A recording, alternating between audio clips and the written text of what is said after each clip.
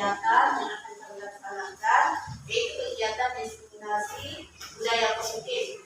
Ini merupakan tugas kami sebagai guru penggerak. Jadi topik pada diskriminasi kali ini tentang budaya positif. Nah, sebelumnya Bapak Ibu semua, marilah kita belajar kegiatan dulu dengan ucapan Bismillahirrahmanirrahim. Baik, Ibu, kita mulai kita. Ya, sebelum kita masuk ke topik, ada pertanyaan pemaksud terlebih dahulu, yaitu apakah Anda setuju dengan pernyataan ini? Yang pertama yaitu hukuman dapat mendisiplinkan anak. Coba Bapak Ibu siapa yang setuju atau yang tidak setuju angkat tangan. Setuju atau tidak setuju? Setuju. Yaitu hukuman dapat mendisiplinkan anak. Yang tidak setuju ya. Ya, yang kedua yaitu pemberian hukuman dengan hal positif seperti membaca buku atau membersihkan halaman sekolah dapat meningkatkan disiplin anak. Setuju atau tidak setuju? Ya, yang setuju? Setuju. Ya. Yang ketiga yaitu pemberian penghargaan dapat meningkatkan motivasi belajar anak. Setuju. Ya, baik. Ya, ada yang setuju dan ada yang tidak setuju. Ya, baik. Ya. Jadi topik pembahasan kali ini yaitu yang pertama yang tentang disiplin positif dan nilai-nilai kebaikan universal. Yang kedua, demotivasi, hukuman, penghargaan dan restitusi. Yang ketiga, keyakinan kelas. Keempat, kebutuhan dasar manusia. Yang kelima, 5 posisi kontrol. Dan yang keenam, segitiga restitusi. Ya. Yang pertama, disiplin positif. Tentunya ibu-ibu, kata disiplin positif ini tidak asing lagi di telinga kita. Ini sering kita kenal, sering kita dengar, yaitu tentang disiplin positif. Dalam rangka menciptakan lingkungan positif di sekolah, salah satu strategi yang perlu kita tinjau kembali adalah tentang penerapan disiplin positif. Apakah penerapan disiplin positif ini telah efektif? Apakah masih perlu ditinjau kembali? Apakah sesungguhnya arti dari disiplin itu sendiri? Dan apa kaitannya dengan nilai-nilai kebajikan? Ya. Apakah disiplin positif itu?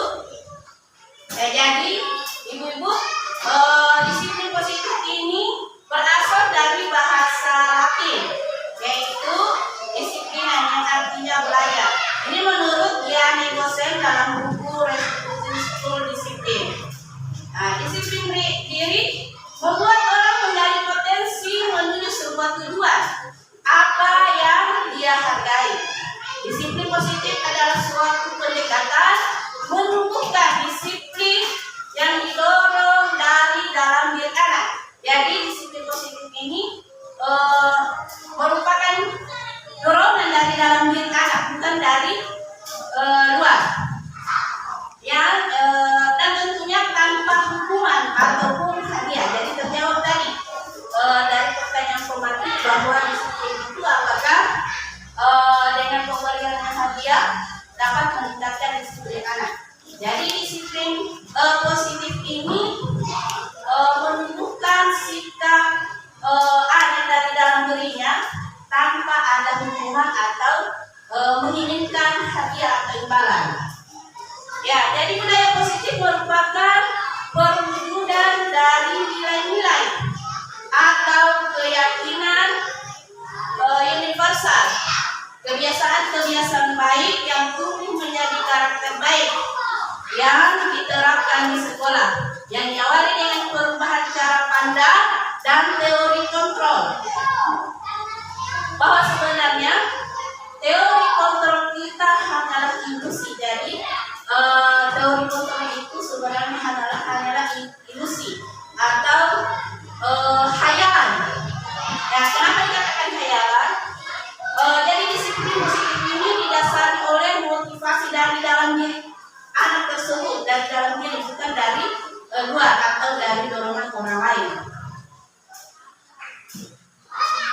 Nah, ini tentang perubahan paradigma teori kontrol atau ilusi kontrol.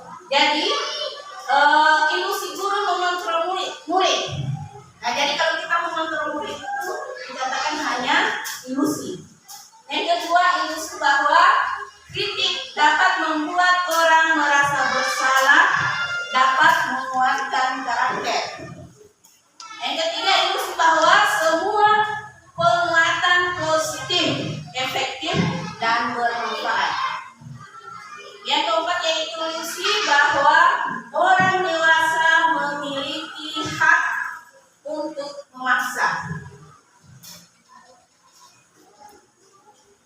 Ya, menurut Hajar Dewantara bahwa merdeka itu artinya tidak hanya terlepas dari perintah.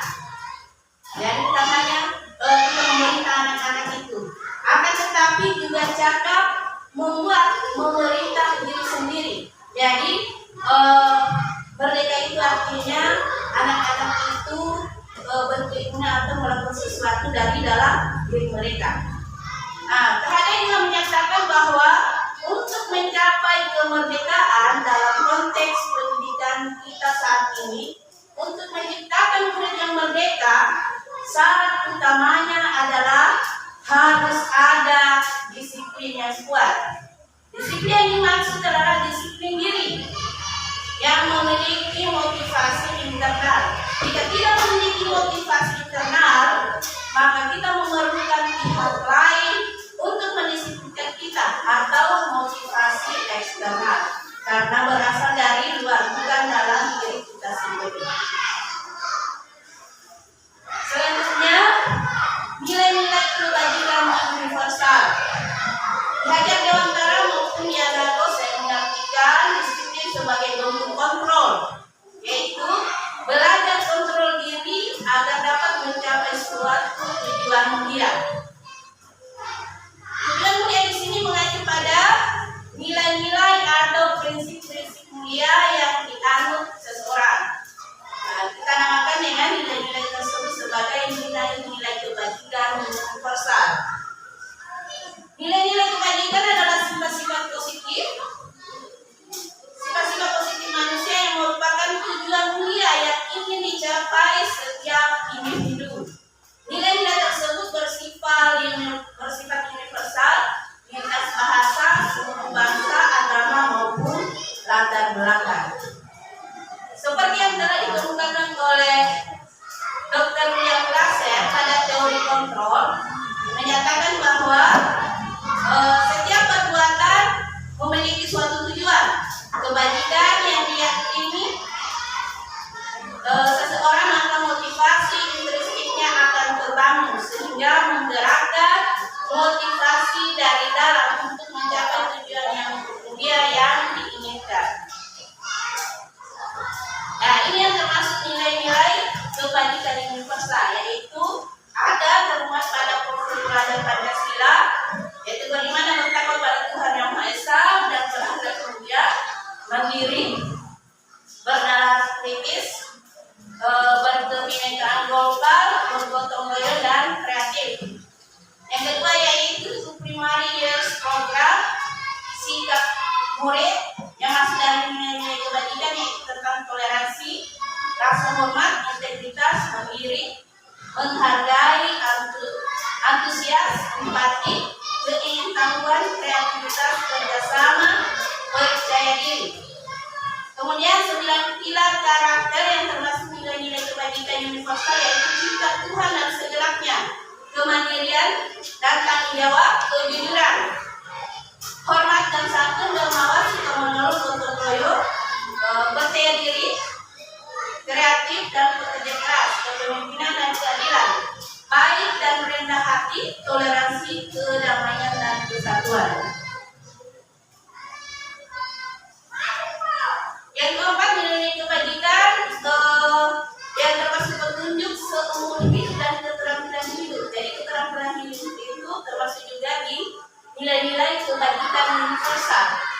Yang ada di masuk situ itu tentang dapat dipercaya, lurus hati, mendengar aktif, tidak merendahkan orang lain, memberikan yang terbaik salin dalam diri.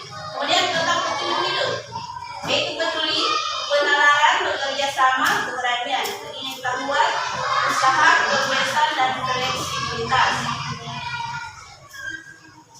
Nah, yang kelima, empati, suara hati, kontrol diri, rasa hormat, kebaikan, toleransi, dan keadilan. Yang keenam yaitu The Virtus Project atau proyek nilai-nilai kebajikan. Ada peduli, berterus terangan, rajin, keberanian, integritas, rasa hormat, tanggung jawab, kebersihan, kesantunan, keadilan, dan pengabdian. Nah, baik, kita masuk di topik kedua, yaitu teori motivasi, hukuman, dan penghargaan serta restitusi. Ya, jadi yang pertama tentang motivasi perilaku manusia. Jadi setiap manusia melakukan sesuatu itu tentu memiliki motivasi. Nah, dan menurut Diana Gosen dalam bukunya Restitusi School Discipline menyatakan ada 3 motivasi perilaku manusia. Yang pertama yaitu untuk menghindari ketidaknyamanan atau hukuman. Nah, ini dapat termasuk di tingkat terendah dari motivasi perilaku manusia. Nah, biasanya orang yang melakukan motivasi perilaku untuk menghindari hukuman atau ketidaknyamanan akan bertanya, apa yang akan terjadi apabila saya tidak melakukannya? Sebenarnya mereka sedang menghindari permasalahan yang muncul dan berpengaruh pada mereka secara fisik. Jadi kalau kita menghindari, apalagi anak-anak menghindari hukuman ini akan berpengaruh pada fisik mereka, termasuk fisik, psikologis maupun tidak terpenuhnya kebutuhan mereka. Jadi bila mereka tidak melakukan tindakan tersebut, maka motivasi ini bersifat eksternal, bukan internal atau dari dalam diri mereka.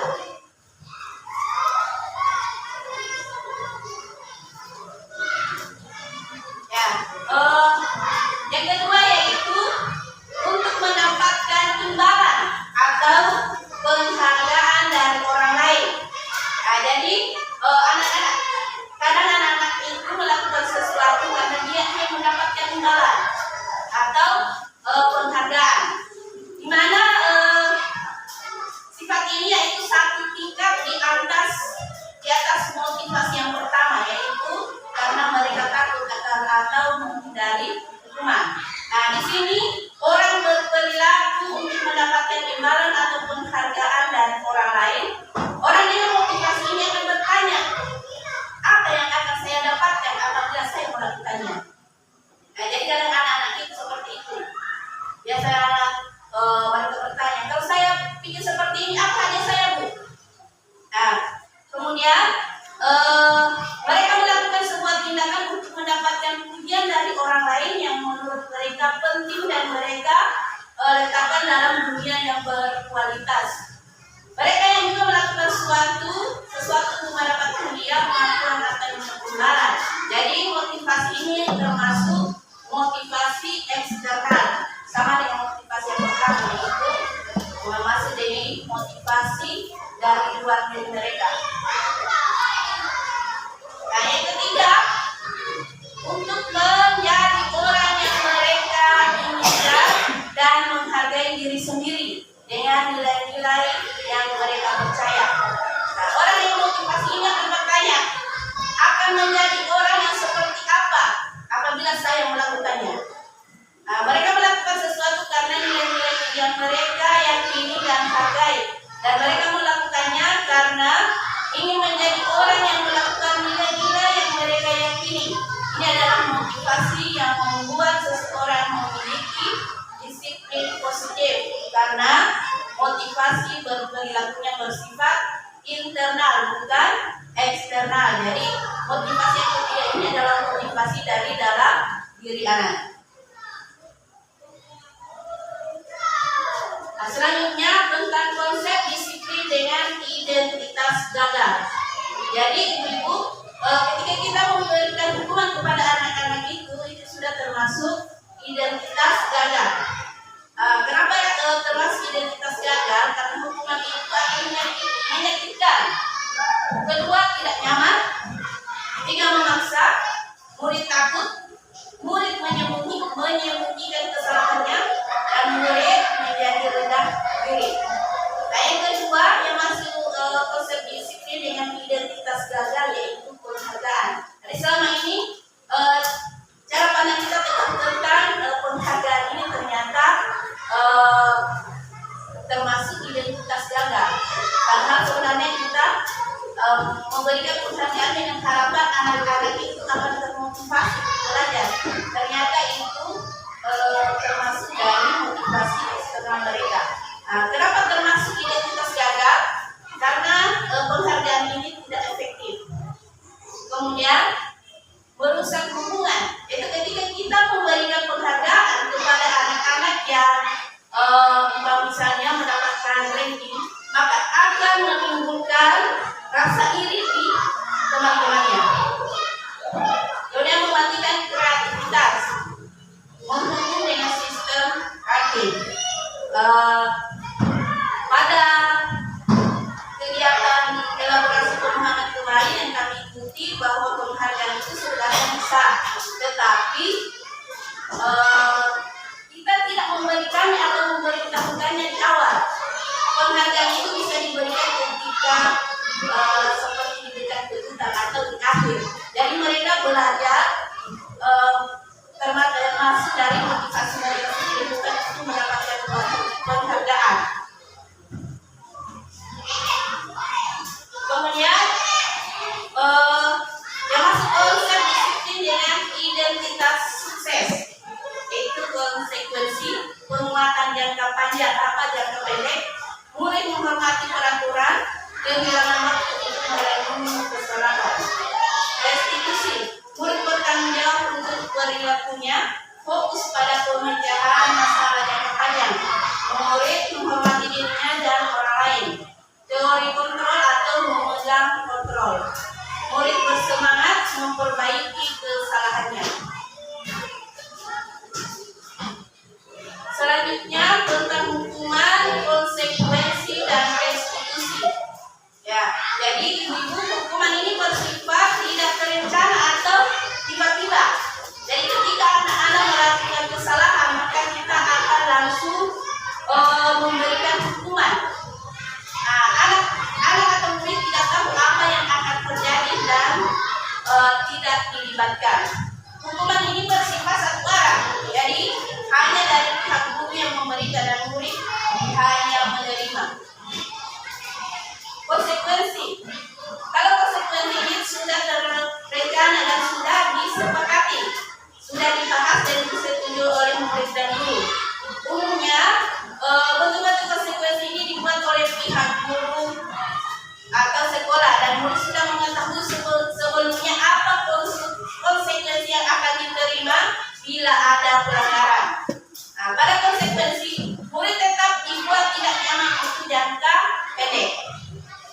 Yang ketiga yaitu restitusi. Apa itu restitusi? Jadi di sini restitusi adalah proses menciptakan kondisi bagi murid untuk memperbaiki kesalahannya, bukan mencari kesalahannya, tapi memperbaikinya. Sehingga mereka bisa kembali pada pokok mereka dengan karakter yang kuat. Konsep disiplin, pendekatan restitusi. Ya, restitusi adalah proses menciptakan kondisi bagi murid untuk memperbaiki kesalahan mereka, sehingga mereka bisa kembali pada kelompok mereka dengan karakter yang kuat. Jadi, ada ciri-ciri restitusi. Yang pertama yaitu bukan untuk menebus kesalahan, namun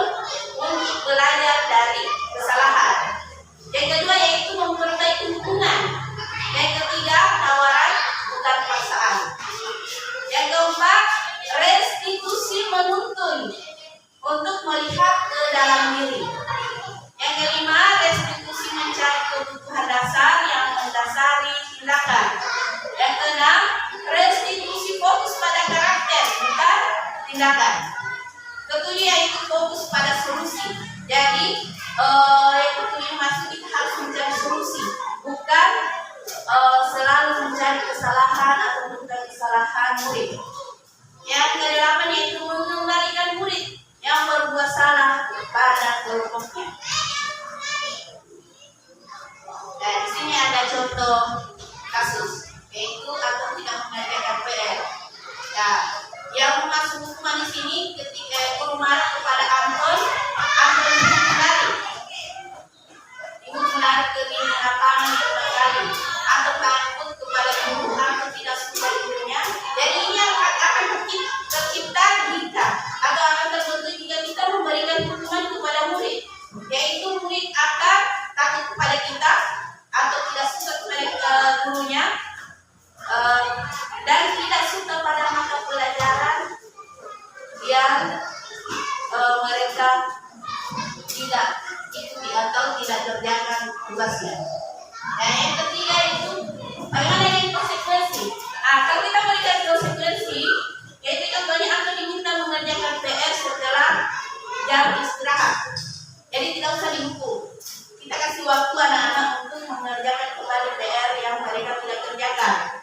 Nah, di sini guru tegas dan murid menghormati peraturan. Yang maksudnya ada institusi yaitu guru menanyakan keyakinan kelas yang dilanggar Anton. Apa yang dilanggar Anton pada saat dia tidak mengerjakan PR. Kemudian guru mengarahkan siswa untuk menemukan solusi atau masalahnya. Kemudian guru terbuka dan murid menghormati dirinya dan orang lain.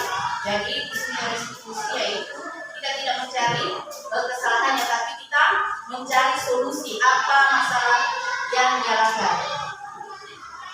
Nah, tentang keyakinan kelas.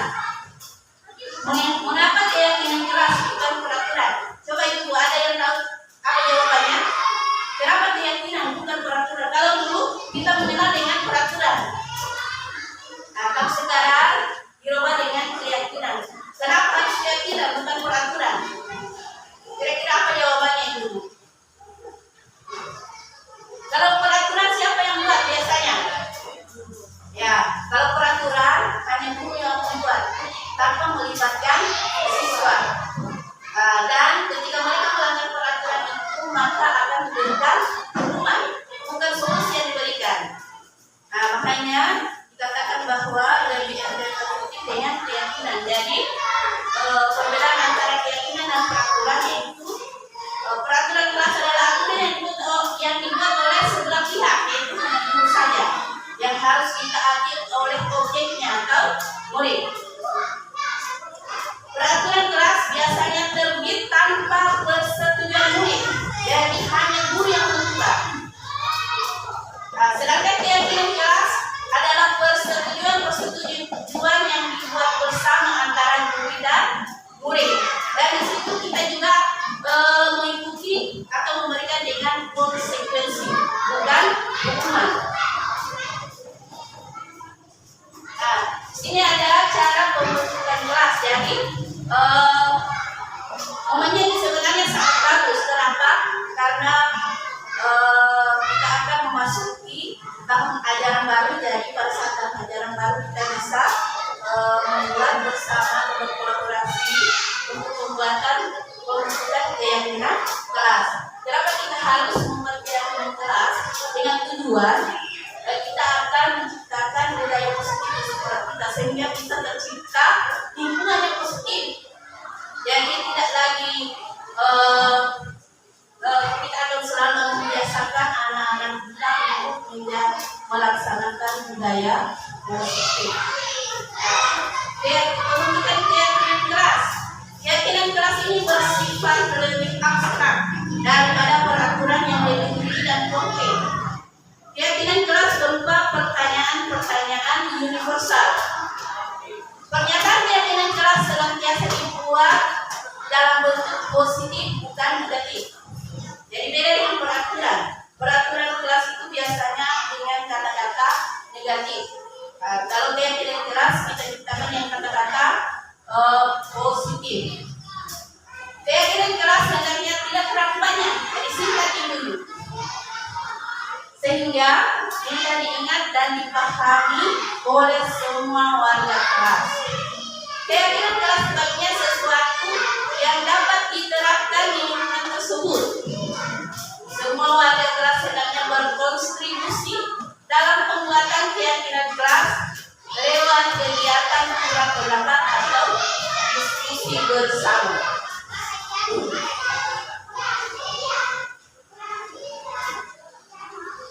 Nah, ini cara bagaimana merumuskan keyakinan kelas. Jadi mari kita berkolaborasi. Mudah-mudahan setiap kelas itu memiliki keyakinan kelas. Ya, bagaimana cara merumuskannya? Yang pertama yaitu mempersilahkan murid-murid di kelas untuk mencurahkan pendapatnya. Jadi kita minta kepada murid-murid kita untuk memberikan pendapat. Keyakinan kelas apa yang ingin mereka buat atau bikin di kelas mereka agar kelas mereka itu dapat mengikuti proses pembelajaran dapat aman atau menyenangkan. Yang kedua, menjaga semua masukan murid. Ini yang pertama persilakan murid kita bisa membagikan kertas, menuliskan, kemudian suruh tempel di depan. Yang kedua, mencatat semua masukan murid. Setelah mereka menyampaikan, maka tugas kita sebagai guru mencatat kembali apa yang mereka tulis. Setelah dicatat, kemudian menyusun keyakinan kelas sesuai dengan prosedur dengan menggunakan kalimat positif. Jadi setelah anak-anak kita menuliskannya dan kita telah menuliskannya, kemudian kita ubah menjadi kalimat positif. Karena kan ada anak-anak menulis tidak mengganggu teman, itu masuk di kalimat negatif. Jadi kita ubah menjadi kalimat positif. Karena jangan membuang sampah di sembarang tempat, itu masuk di kalimat negatif. Kalimat positifnya yang membuang sampah di sembarang tempat.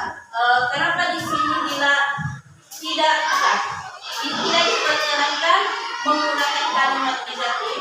Saya pernah lihat di tayangan televisi bahwa ketika kita menuliskan sesuatu dengan kata-kata larangan, maka akan 90% manusia itu orang itu akan melaksanakannya. Kenapa mereka melaksanakannya? Karena mereka penasaran apa sih yang dilarang. Jadi mereka akan melakukan apa yang dilarang itu. Kemudian yang keempat yaitu meninjau kembali daftar curahan yang telah dicatat.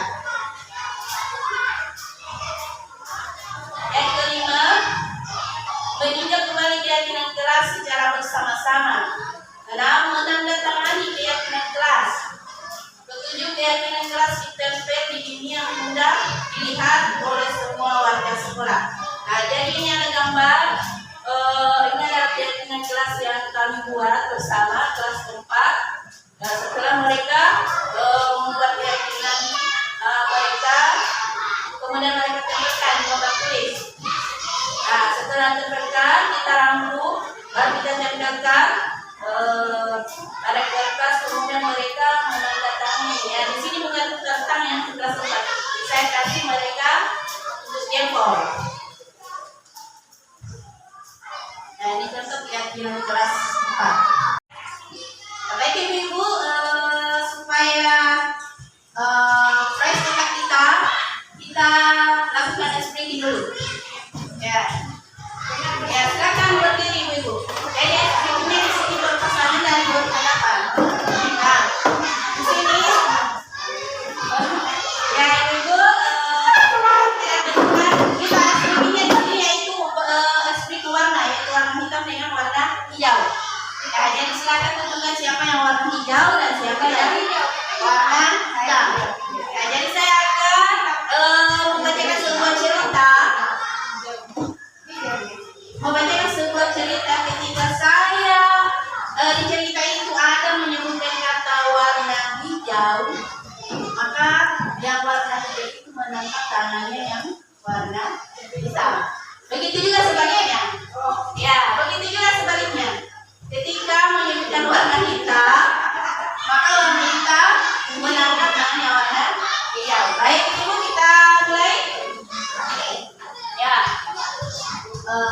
sebuah hutan lebat terdapat sebuah rumah kecil yang terbuat dari kayu yang berwarna hitam.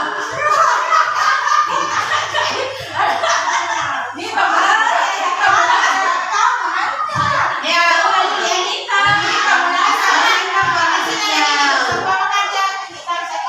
Ya. Tapi kan yang mengenai warna hijau. Iya.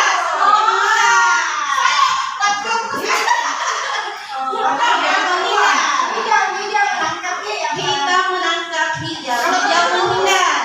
Ya, kita ulang. Ya. Di sebuah hutan lebat terdapat sebuah rumah kecil yang terbuat dari kayu yang berwarna hijau. Ya. Lanjut. Di dalam rumah tersebut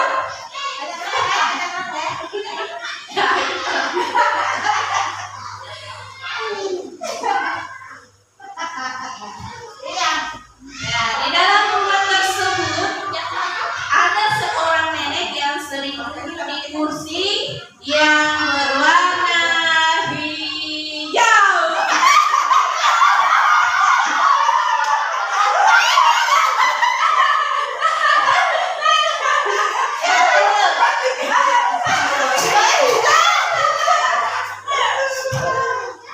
Ya, lanjut.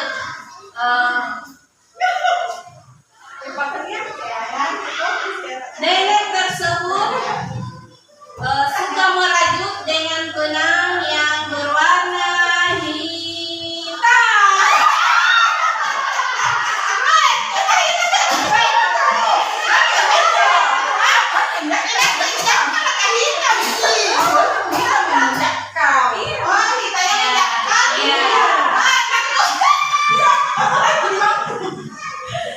Ya, lanjut. Setiap pagi nenek tersebut menyiram tanaman di pekarangan. Ya, tanaman tersebut berwarna hijau.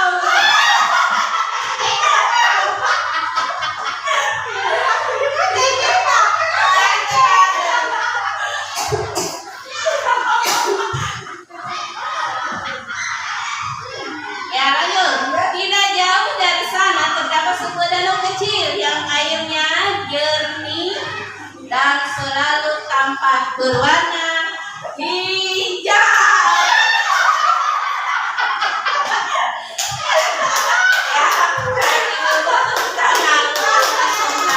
Terima kasih.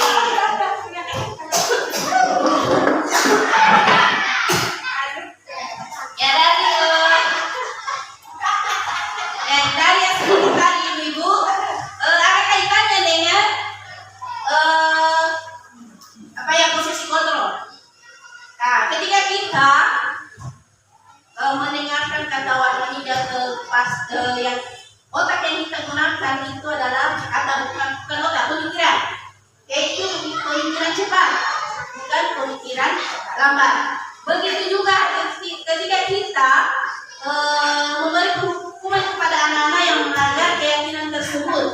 Nah, pemikiran yang kita gunakan itu yaitu pemikiran yang cepat, yaitu spontan, tidak memikirkan konsekuensi apa yang akan didapat oleh anak tersebut. Ya, jadi terima kasih ibu-ibu. Silakan duduk kembali dan kita lanjut kegiatan kita. Nah, sekarang topik yang keempat yaitu kebutuhan dasar manusia. Jadi setiap manusia itu pasti memiliki kebutuhan dasar. Nah, yang pertama itu kebutuhan dasar bertahan hidup. Kebutuhan bertahan hidup adalah kebutuhan bersifat fisiologi untuk bertahan hidup, misalnya kesehatan, rumah, dan makanan. Kebutuhan biologis adalah bagian dari proses reproduksi, termasuk kebutuhan yang untuk tetap bertahan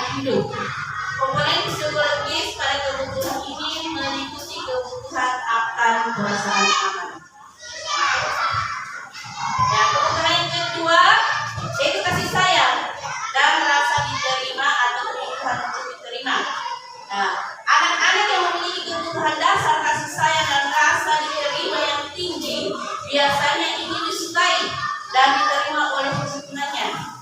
Mereka juga akrab dengan orang tuanya. Biasanya mereka belajar karena suka pada gurunya.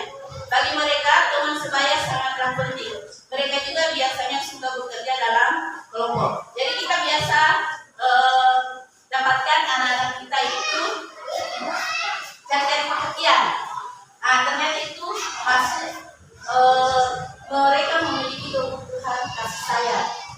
Mungkin mereka kurang mendapatkan kasih sayang di rumah, maka mencari kebutuhan kasih sayang pada gurunya. Yang ketiga yaitu tentang penguasaan atau kebutuhan pengakuan atas kemampuan. Nah, di sini juga biasa anak-anak kita kalau sudah mendapat nilai tinggi pasti mereka bangga. Kenapa? Karena kebutuhan mereka akan pengakuan atas kemampuannya. Nah, kebutuhan ini bersifat dengan kekuatan untuk mencapai sesuatu, menjadi kompeten, menjadi terampil, diakui atas prestasi dan keterampilan kita. Didengarkan yang memiliki rasa harga diri. Kebutuhan ini meliputi keinginan untuk dianggap berharga. Bisa membuat perbedaan, bisa membuat pencapaian kompeten diakui, dihormati. Ini meliputi self esteem dan keinginan untuk meninggalkan pengaruh. Nah, ini kebutuhan dasar manusia ini biasa juga kita gunakan. Mulai kebebasan, kebutuhan akan pilihan. Kebutuhan untuk bebas dan kebutuhan untuk mandirian, otonomi, memiliki pilihan dan mampu mengendalikan arah hidup seseorang. Anak-anak dengan kebutuhan kebebasan tinggi menginginkan pilihan. Mereka perlu banyak bergerak, suka mencoba-coba, tidak terlalu berpengaruh orang lain dan senang mencoba hal baru yang menarik. Nah, kebutuhan yang kelima itu kesenangan, kebutuhan merasa senang. Kebutuhan ini yang kelima yaitu 5 posisi kontrol. Jadi ini posisi kontrol kita sebagai guru. Yang pertama yaitu pendukung. Saya kira ini sering kita lakukan. Termasuk saya masuk juga sering melakukan posisi kontrol pada tahap ini yaitu pendukung. Di mana pada posisi kontrol ini guru yang menempati posisi ini akan berkata suara tinggi. Jadi ternyata ibu kita mengeluarkan suara tinggi pada anak-anak itu sudah termasuk posisi kontrol pendukung. Patuhi aturan saya akan awas. Biasa kita mengeluarkan kata-kata itu. Nah, yang kedua yaitu membuat merasa bersalah. Pada posisi ini guru akan bersuara lembut. Membuat rasa bersalah akan menggunakan kedominannya membuat orang lain merasa tidak nyaman, bersalah atau rendah diri. Biasanya mereka berkata, ibu sangat kecewa sekali dengan kamu. Yang ketiga, posisi kontrol yang ketiga yaitu posisi kontrol teman. Guru pada posisi ini tidak akan menyakiti murid, namun akan berupaya mengontrol murid melalui persuasi. Jadi posisi ini bisa negatif, bisa juga positif. Biasanya akan membuat murid ketergantungan. Mereka berkata, ya sudah, kali ini tidak apa-apa, nanti ibu bereskan. Nah, yang keempat yaitu posisi kontrol pemantau. Posisi pemantau berdasarkan pada peraturan dan konsekuensi. Pertanyaannya, dia juga seorang pemantau. Apa yang telah kamu lakukan? Yang kelima yaitu posisi kontrol manajer. Nah, posisi ini di mana guru berbuat sesuatu mempersilahkan murid mempertanggungjawabkan perbuatannya, mendukung murid agar menemukan solusi atas permasalahan yang dihadapi. Nah, pertanyaan yang biasa muncul yaitu, jika kamu meyakininya, apakah kamu bersedia memperbaikinya? Nah, jadi ibu-ibu, yang diharapkan di sini itu kita dapat menempati posisi manajer yang dapat membimbing murid untuk mengatur dirinya, atau paling tidak menempati posisi teman atau pemantau. Jadi ibu-ibu harus kolaborasi, berusaha atau berusaha sedikit-sedikitlah supaya kita bisa mengambil posisi kontrol kita dari penghukum, pembuat rasa bersalah, atau teman atau pemantau. Kita bisa menjadi posisi kontrol yang kelima, yaitu manajer, yaitu dengan menerapkan restitusi.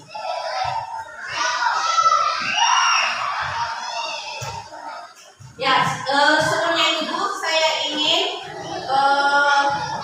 minta kepada ibu-ibu coba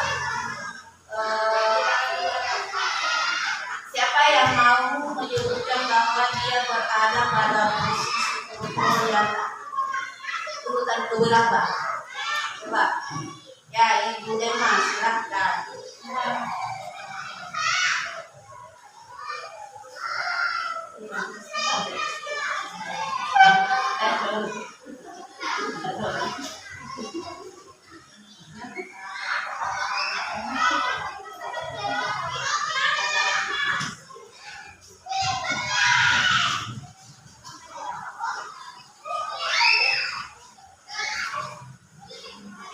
Ibu Emma berada pada posisi kontrol yang mana?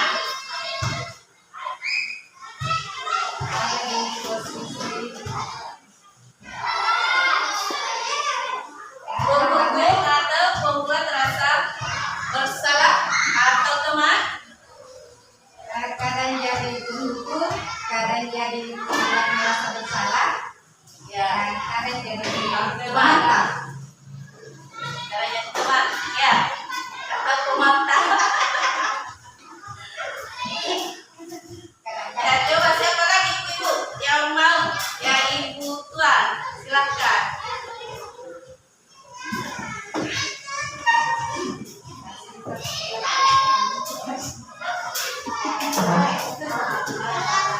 Waalaikumsalam warahmatullahi wabarakatuh. Saya juga kadang-kadang ada di posisi hukum, kadang ada di posisi ya. Ya, siapa lagi? Ya, Ibu Tina. Ibu Agustina, silahkan.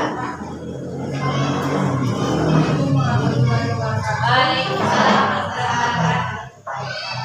Jadi posisi kontrol saya hampir sama dengan yang lain, yaitu berada di posisi kontrol sebagai penghukum, atau kemudian yang kedua pembuat merasa bersalah. Karena dalam mengajar dalam kegiatan sehari-hari, kadang saya akan selalu membentak kalau misalnya ada siswa yang tidak mengerjakan tugas misalnya. Kemudian saya juga berada di posisi merasa bersalah, karena biasanya kalau ada siswa yang bertengkar, maka saya akan berkata kepada salah satu siswa tersebut, misalnya, gara-gara kamu teman ini menangis, misalnya seperti itu. Assalamualaikum warahmatullahi wabarakatuh. Waalaikumsalam warahmatullahi wabarakatuh.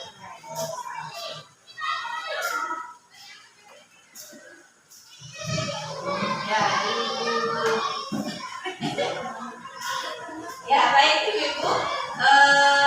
Jadi posisi kontrol itu biasanya masih kadang menjadi penghukum. Ketika anak-anak biasa melanggar keyakinan yang kami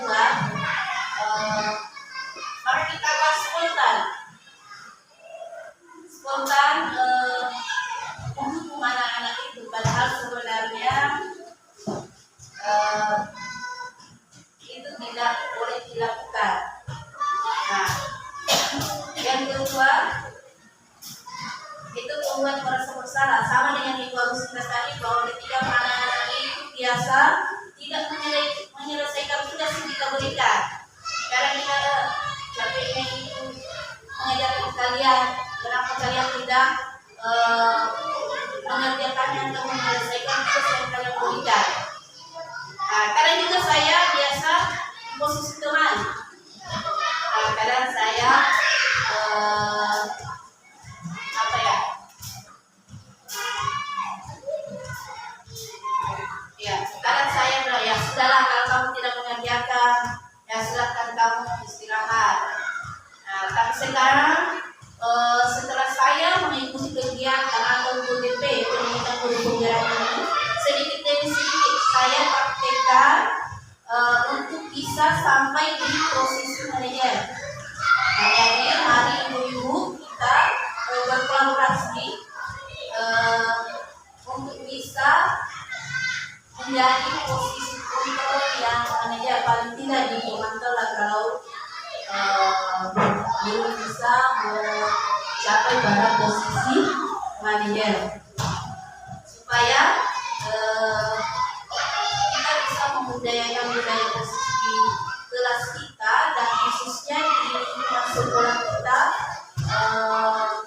bisa tercapai lingkungan sekolah yang positif.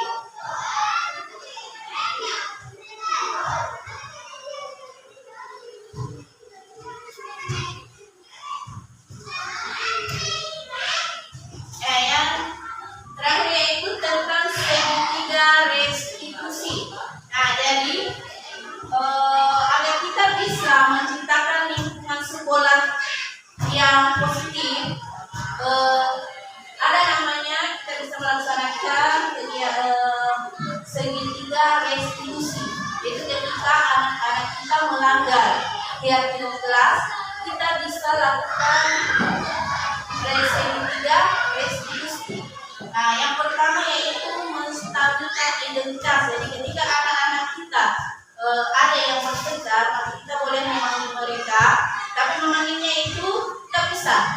Yang panggil dua-duanya kita pisah, berpikiran, kita lakukan segitiga restitusi.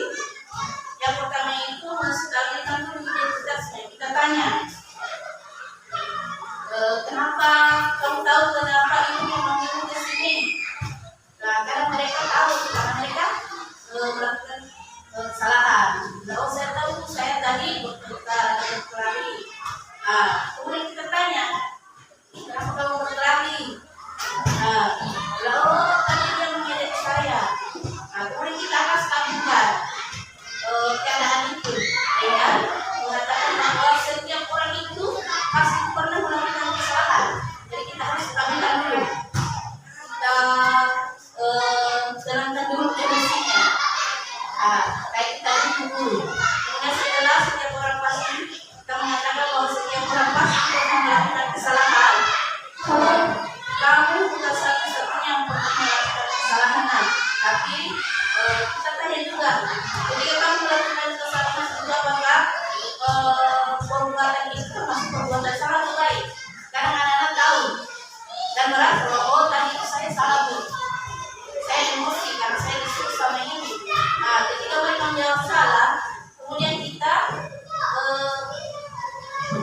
validasi tindakan yang sama itu dengan memberikan pertanyaan. Kamu tentu punya alasan mengapa kamu melakukannya. Kita tanya alasannya. Jadi kalau kita tanya alasan anak-anak untuk ketika mereka bertengkar, maka itu sudah masuk di validasi tindakan yang salah. Setelah itu kita tanya lagi, adakah cara yang efektif untuk mendapatkan apa yang kamu inginkan? Kan biasanya kamu melakukannya karena si Amu mendidik saya, Bu.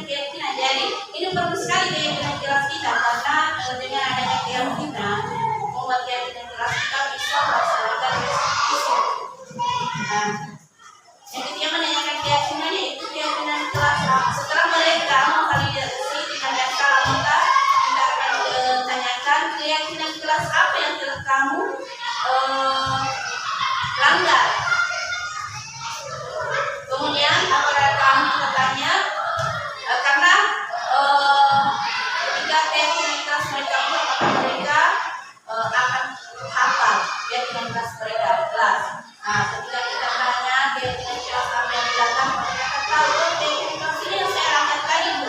Kemudian kita tanya apakah kamu bersedia memperbaiki pembuatan tadi? Nah, pas mereka menjawab, iya Bu, saya akan memperbaikinya. Dan kita tanya lagi pada anak-anak kapan? Kita tanya kapan kamu memperbaikinya? Ya, jadi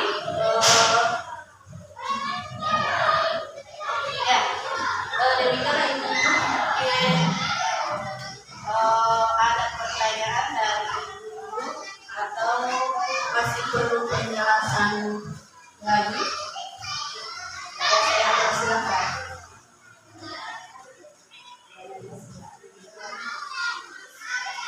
Ya, coba. Siapa tahu ada izin yang mau bertanya?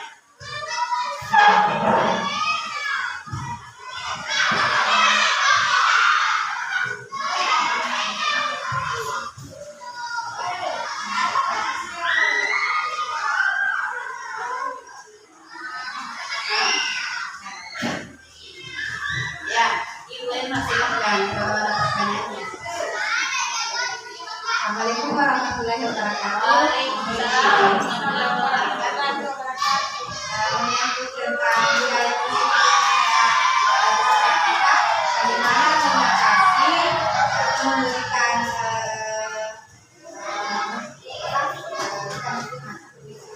teguran untuk kali siswa, misalnya ada salah satu siswa yang sering dibully. Bagaimana cara mengatasi? Karena kan tidak boleh dikasih hukuman sekarang. Solusinya seperti apa? Itu bulan berapa?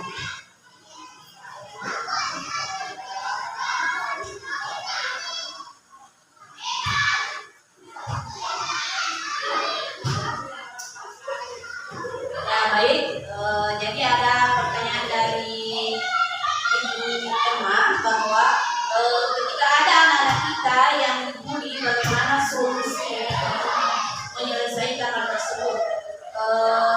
Tadi ada namanya restitusi.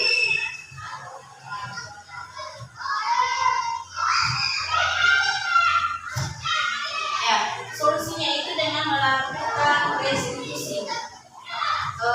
Bully itu termasuk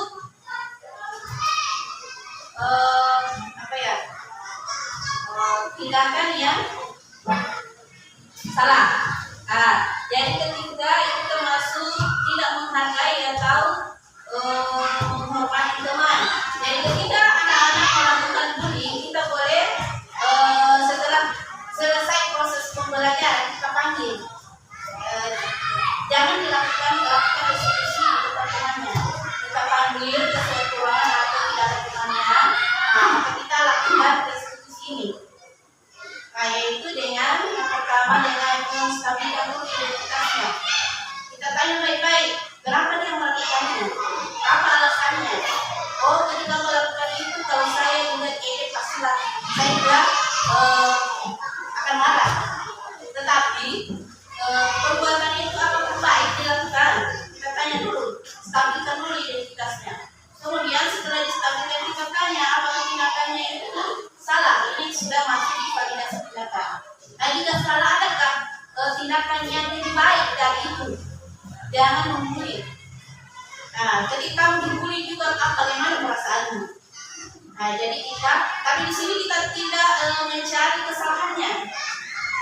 Kita validasi dulu tindakannya.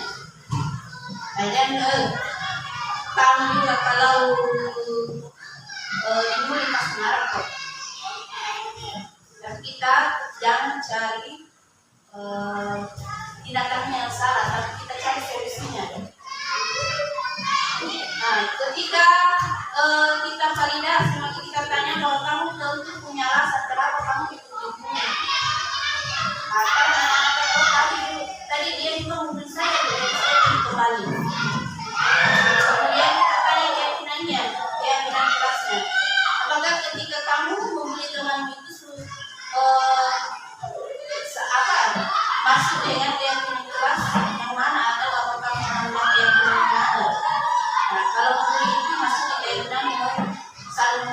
menghargai Tuhan. Jadi berarti kan kita anak-anak sudah menghargai Tuhannya ketika mereka memimpin. Kemudian kita tanya apakah sekarang kita tanya pelaksanaannya yang mereka buat.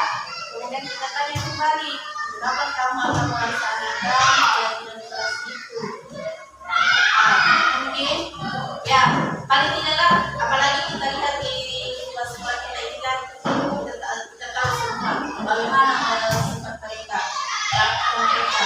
Tapi paling tidaklah kita berusaha sedikit demi sedikit untuk membudayakan budaya positif ini, sehingga bisa tercipta lingkungan sekolah kita ini menjadi lingkungan yang positif. Saya kira demikian. Saya kembali kepada Ibu Henry. Pasti ya. Jangan ngomong.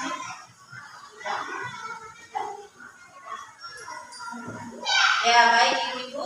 Mungkin yang masih ada pertanyaan?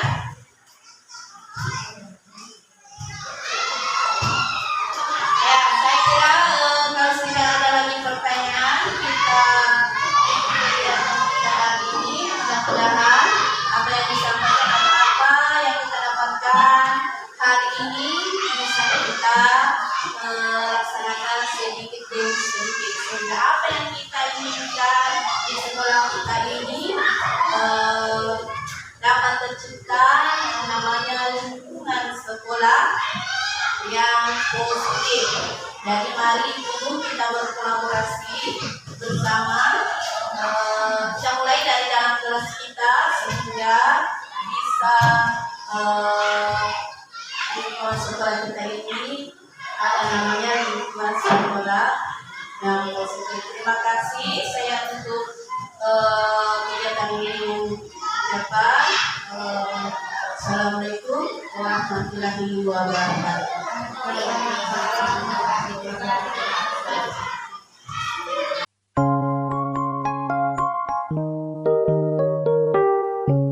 Assalamualaikum warahmatullahi wabarakatuh. Perkenalkan, nama saya Amriani SPD, guru UPT SDN Benteng Selatan nomor 19 Kepulauan Selayar.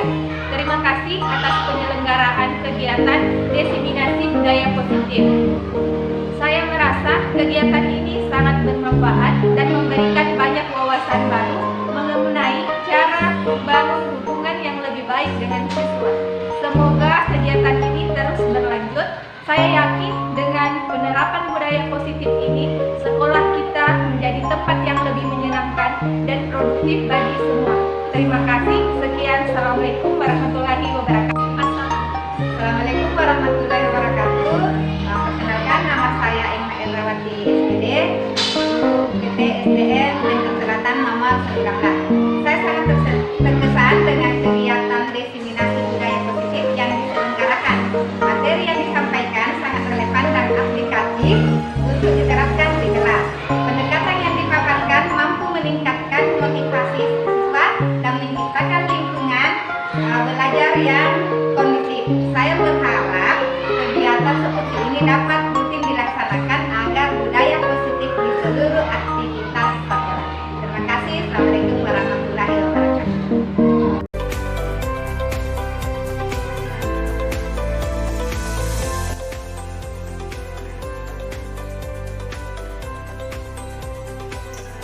Kamu nak kenapa itu mau ke sini? Ya Bu. Ya Nafifah, kenapa tadi kamu marah-marah dengan mengejek dan mengeluarkan kata-kata yang tidak pantas pada teman April tadi? Saya jengkel Bu, soalnya tadi April menuntut saya mengejek pada saat ulangan matematika. Jadi saya marah Bu, saya tidak terima disitu.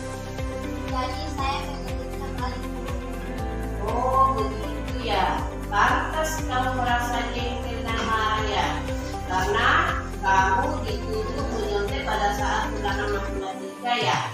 Ya itu akan merasa marah juga jika dituduh menyontek pada saat ulangan, padahal saya tidak menyontek. Nah kemudian saat itu kamu melakukan apa pada teman kamu? Ya saya langsung membalasnya Bu dengan mengejeknya balik.